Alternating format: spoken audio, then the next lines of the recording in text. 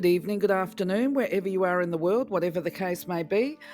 Welcome to the channel again today. Today we're going to be talking about the angel Ooniemme.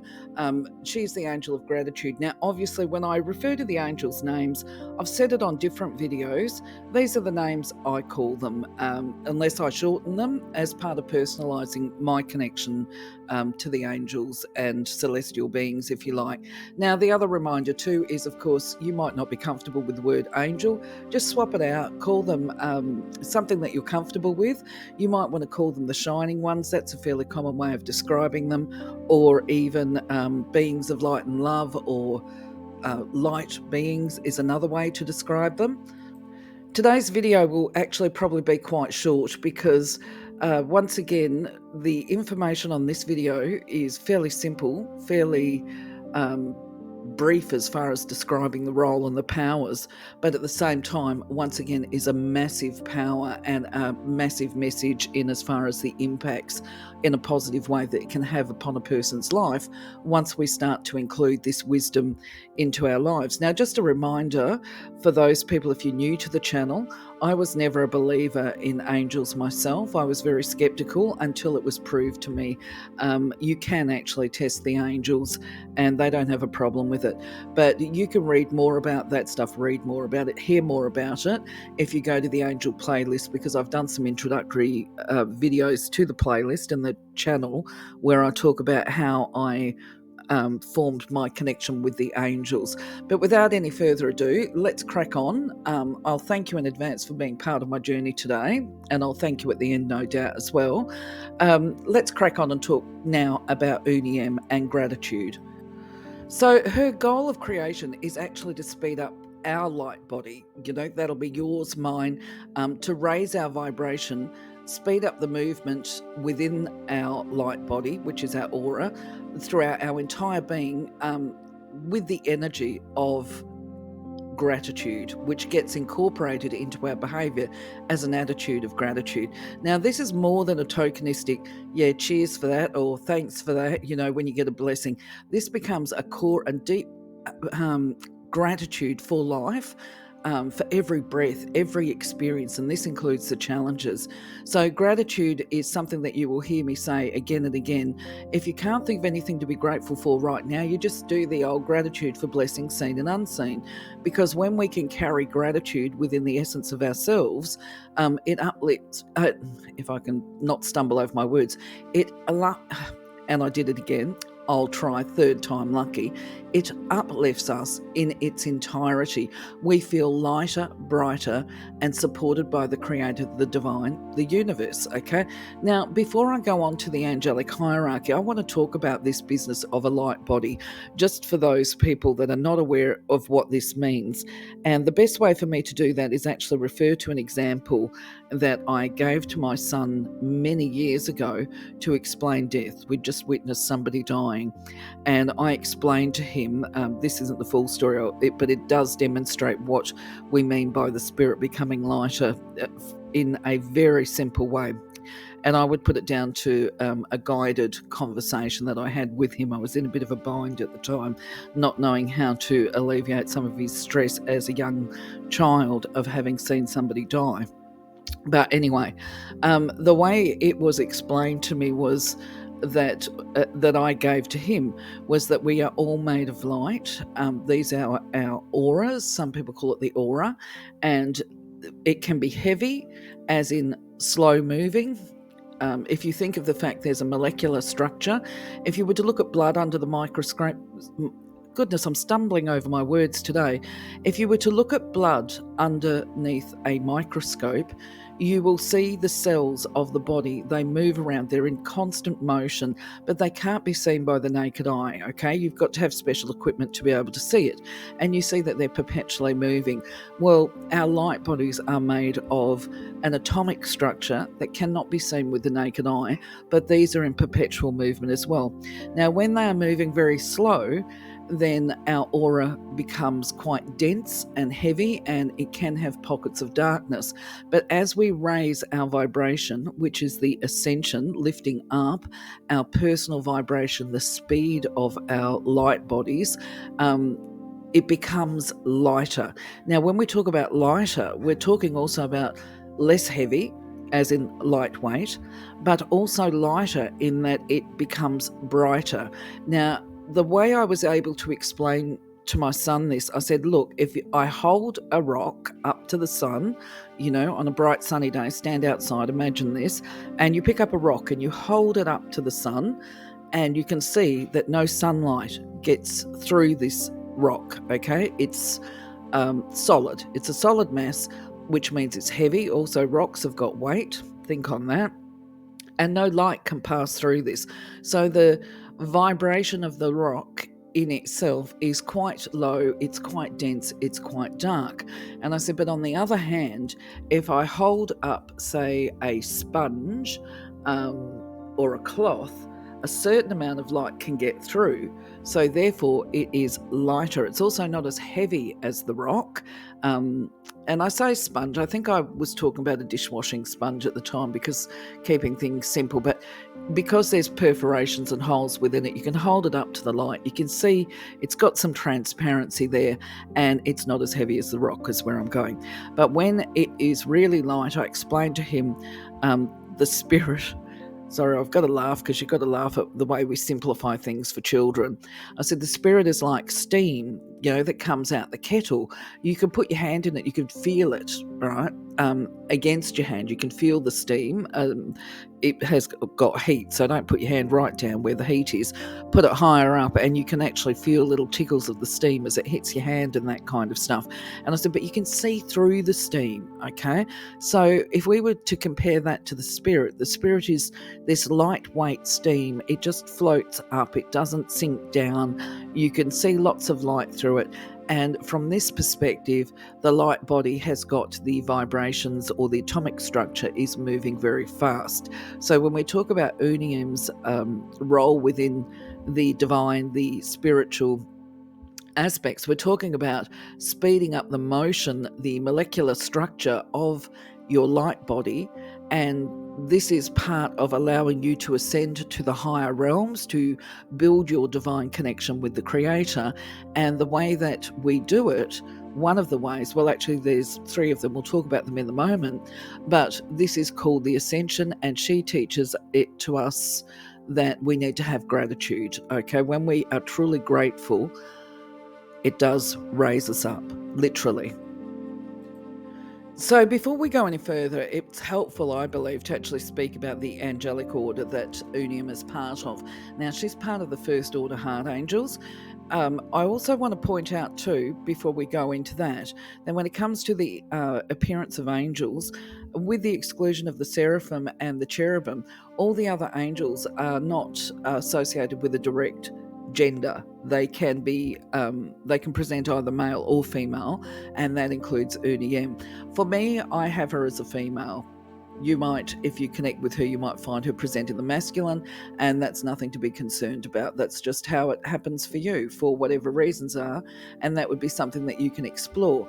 Now, anyway, back to this. If you've got developed clairvoyant skills and you do actually manage to see her present, or any angel, with the First Order Heart Angels, they tend to present in a shower of warm light, okay? So not necessarily as bright. I think the image that I've got here of the light is a little bit too bright, but they do have a warm light that is distinguishable, generally with the pinks and green trailing lights. But also another distinctive thing is that they tend to present with their arms reaching outward, as though to hold you in this angelic embrace. They want to connect with you, and they also have a while you don't see their face normally, or their features, some people will. I'm saying not normally. There are occasions where you might see their faces, but you will see a soft glow about their face. So anyway, this glow that is around their face is a reflection from their hearts, because the heart angels, they're born out of this partnership that allows for, which I find incredible, individuality. Okay, we don't have to give up who we are to get into a partnered relationship. I've got a little puppy squeezing a squeaky toy in the background, so I hope that's not a big distraction. Anyway, the angels will receive the visions of the Creator, and they project these visions out to other people and angels, and they carry this intense energy, this deep desire to care for other people, and they combine this caring attitude with this intense gratitude. Now, if you're the kind of person that's a big picture person, and there's a lot of people out there that are, who have this desire to be a caregiver, they generally, the ones that are connected to heart angels, they are kind of distinctive themselves. They might have a heart angel that is their own guardian or whatever, and they have a real softness and gentleness about them. I've worked with many of them. They're just so beautiful, but they tend to be led by their heart more than logic and rationale.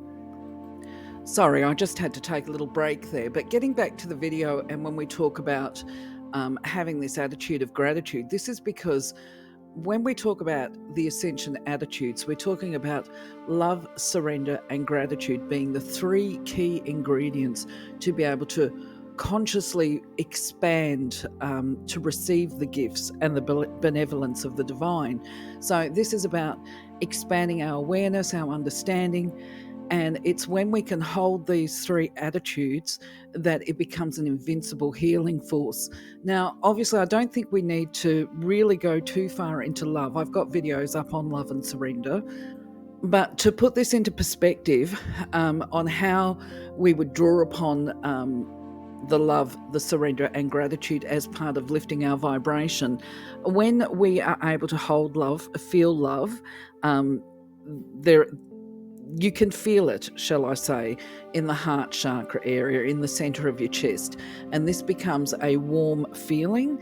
This is a vibration. And the more warmth and love we can carry in our heart, because we can then fill our entire being with this sensation of love, shall we say, we also then, with the love of the Creator, this total trust and faith and surrender. The surrender aspect comes in, as you feel this love within you for Creator, God, and you feel the Creator's love for you, because this is a phenomenal force, there becomes this desire within to be a servant, if you like. But at the very least, this, I trust the process of life, the good, the bad, the ugly, it's all leading somewhere. There's a process. We get this faith happening, and the surrender becomes the case of, I am aligned with divine will, not my will, divine will becomes another core belief or attitude, shall we say, in regard to this ascension process. And then part of this process, as I said before, is this, we don't give up on life, okay? We still maintain this desire for life, but we accept that we don't actually know everything. Not everything may be known to us at the time that we're going through these human experiences. And quite often down the track, the reasons behind, or the learning behind some of these experiences, which can simply be the growth and expansion of ourselves, that becomes clear over the passage of time of our life. So throughout these processes of experiences, we learn to be grateful for whatever those experiences are, because we know at the end of the day in our heart that any experiences they have will have some kind of positive impact down the track, even if we're not aware of it at the time we're going through it. So this is where that attitude of gratitude, sincere gratitude, comes in. I'm going to give a little scenario actually here, drawing upon my own experience. One is I learned to develop this attitude of gratitude for blessings seen and unseen. That was something that I could fall back on the days when I was thinking, I don't know why I'm going through this, but there's got to be a reason. I just can't see it right now. So I learned to develop this blessings seen and unseen. But I also remember that at one stage of my life, I felt like there'd been a long-running challenge, difficult, very, very painful experiences, and it seemed to be recurring. And it wasn't just difficult for me, it was difficult for other members of my family. And I remember once, I think it went on for about 10 years, and then all of a sudden there was this amazing blessing. It became clear to me why I had been through these experiences. It was actually to do with advocacy. and social justice, and being able to speak up for people that had been through similar circumstances as myself. And I ended up getting speaking roles at conferences talking about how people could overcome certain challenges. And anyway, when it happened, I was so blown away that I actually got this, what I consider to be a major blessing and a big responsibility, yes. But I was able to phone up one of my other family members, a daughter, and say, I now understand why we had to go through X, Y, and Z. It was because obviously at some point in time, if we're going to create a social change, we have to have people that are actively prepared to stand up and speak to the situation, challenge systems, challenge structures in positive ways to try and implement positive change. Anyway, that's what I believed at the time. Nowadays, I'm onto a different phase and stage of my life, but I was able to be grateful for those experiences, is where I'm going. It became clear to me and I understood. So Ooniemme's wisdom that she gives us is basically to become aware of the times that we feel resentment as opposed to gratitude, because it's okay to feel the uncomfortable feelings. They help us to become aware of our own limitations and even our lack of faith. And maybe my story demonstrated that when I was talking about past. When we repress our feelings, especially the uncomfortable ones, it tends to force us to behave in a way that's not aligned with our true feelings and the truth of who we are. So consequently, if I can speak, goodness me, I'm stumbling over my words today. Consequently, when we lose sight of our personal truth, then we become kind of victims and prey to the lies, to the illusions, even to the delusions. Now, most of us will do this far more than we would like to think or believe that we do. And so we're encouraged to hear the voice of discomfort and judgment even, right? Because we do this somewhat reflexively and reactively. We will judge people, we will judge situations. We're not comfortable with that if we've got any form of, I suppose, self-awareness or understanding, So we would try and talk ourselves into believing something that we think is more acceptable, and that could be just judging a person as being completely inadequate as a professional. This is what I've found for myself. And then telling myself it's not right that I hold those kind of judgments about people. But actually, to be quite honest, we can convert judgment to discernment by basically recognizing actually we do feel that that person is incompetent at their job. Is that a judgment or is that a criticism? I think it's a judgment when we judge them harshly and we get a lot of angry emotions go with it. But if we're being discerning, let's say we were seeking professional support for one reason or another and we felt that this person was incompetent, then that can be a discernment if we rephrase the word and change the approach. It's not so much that the person is incompetent, it means that they lack the skills that are required for you or for me to be able to get the support that we need. So it's about going, okay, that is who they are. You know what I mean? They are not the right person for me right now. Maybe down the track, maybe they're right for somebody else, but for me right now, they're not. So that becomes discernment. Her other big wisdom, I think, is basically a reminder that there are times when we smile and, put on that happy face when we're actually feeling really miserable on the inside, And there is that old chestnut I think I grew up with, which is when you smile, the world smiles with you. If you cry alone. This is what I grew up with. I think it's changed over the years. Remembering I'm an older person now. Nowadays, it's kind of like if you're miserable, let everybody know about it on social media.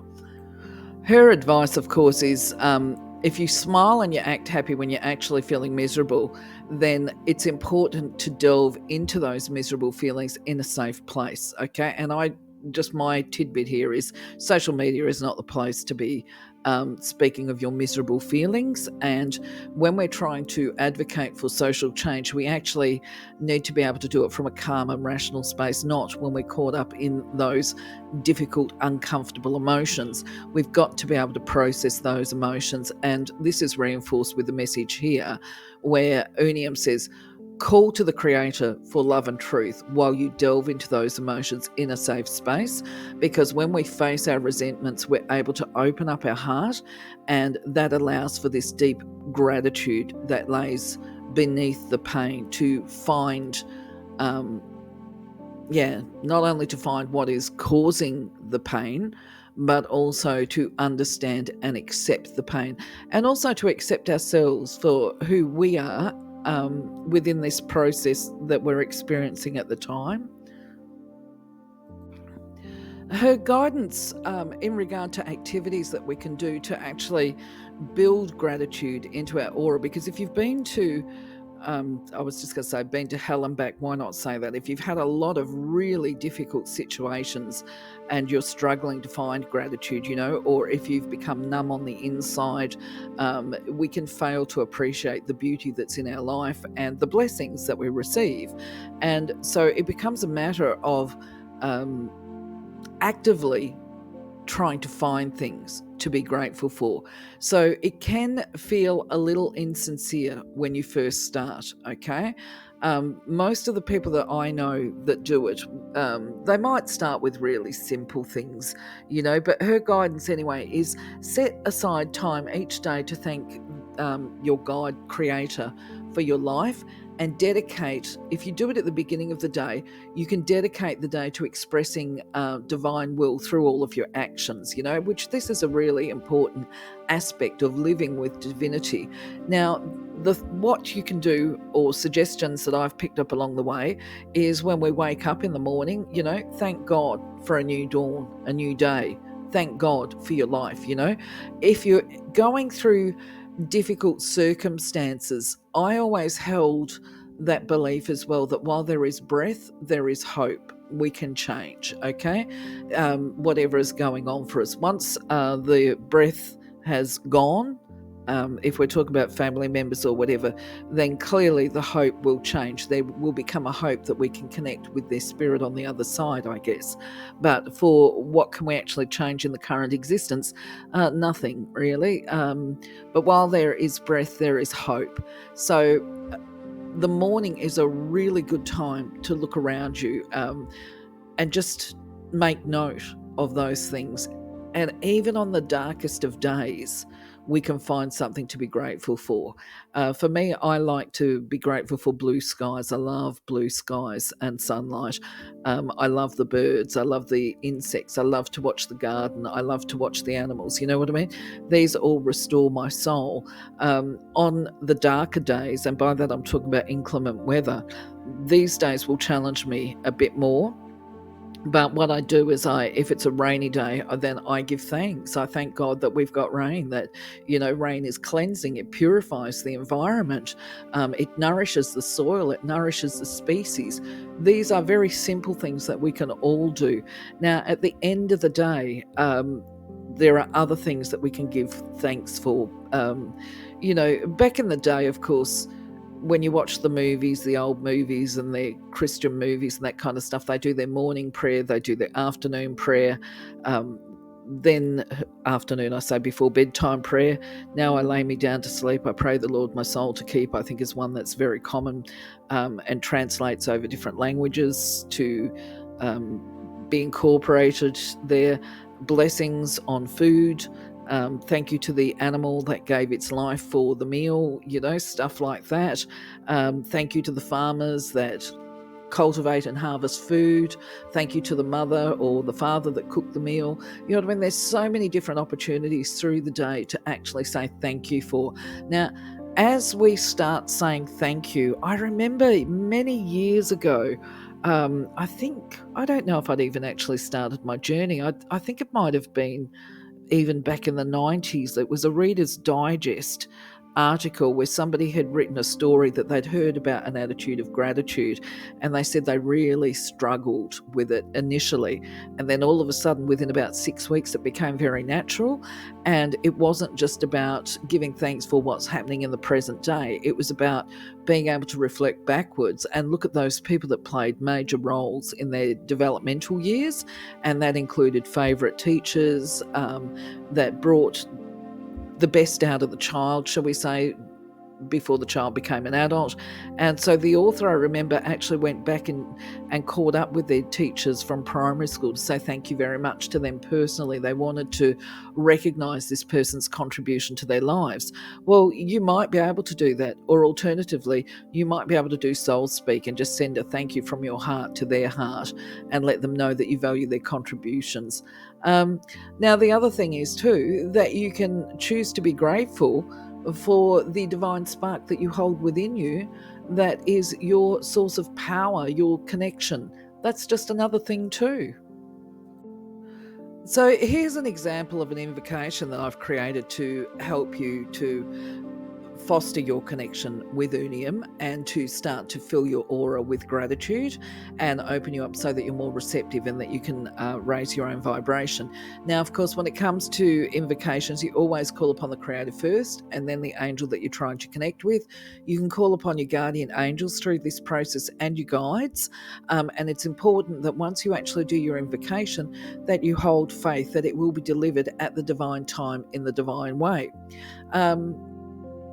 Yes, all right, moving on. So we've kind of talked about this stuff as well, but before we get into it again, and just to summarise the wisdom that we receive from Ooniemme, I want to make mention that when I was in Bali, what I noticed and I decided to incorporate in my own life after visiting there was this concept of a gratitude basket. They put them out each morning and I think lunchtime and evening as well, so I don't do it that extent, but this little basket will include incense and flowers, chrysanthemums normally, as basically it's just put out with, I think, a statue of Ganesha is how they do it. And the idea is that they're saying thank you to the universe, whether it's to the elementals, I'm not sure, but this becomes part of their daily practice. Now, we don't have to be that extreme. I like to do gratitude baskets, I guess, if I'm doing ceremony, and if there's an event that I particularly wanted to include gratitude with, let's say the invocation. If I was going to do an invocation, I would probably create my own little invocation basket here as part of adding ceremony to the connection. But basically, Ooniemme's guidance is at the end of each day, review your day and thank the Creator for these blessings that are seen and unseen that you experience throughout the day. And give thanks for the happy moments, the successes, the loving people that you've met, and the beauty that you see and experience throughout the day. If you've had situations where you've been uncomfortable, or if emotions such as anger or fear, and even worry and stress and anxiety have been triggered, then give thanks for these emotions that they've come to your attention and your conscious awareness so that you can actually learn the messages that they're trying to convey to you.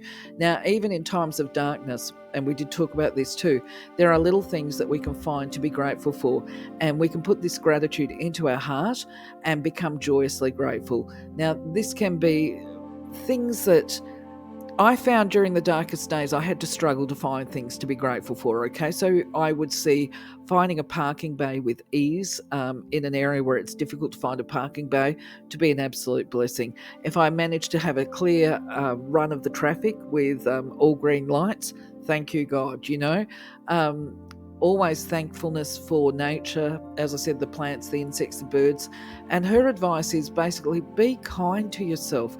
Give yourself a treat from time to time, because quite often what we do forget to do is actually give thanks for the very fact that we've got a body, that we have breath, that we have life, and that we have an option to have free will to bring meaning to our lives, and that our body is the vessel and the vehicle.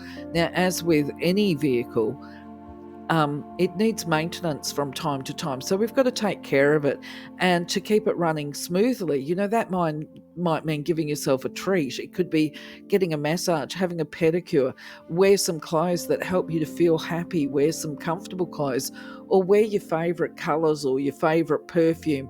And when you're doing these favourite things, think about the Creator and think about the angels and give thanks to them, I would say.